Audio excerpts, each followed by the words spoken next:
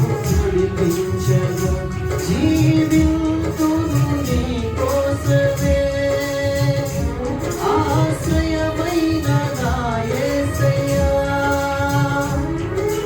పరిశుద్ధుడా స్తుతి నైవేద్యము నీకే అర్పించి కీర్తింతును సర్వోన్నతమైన స్థలములయందు నీ మహిమ వివరింపగా ఉన్నతమైన నీ సంకల్పము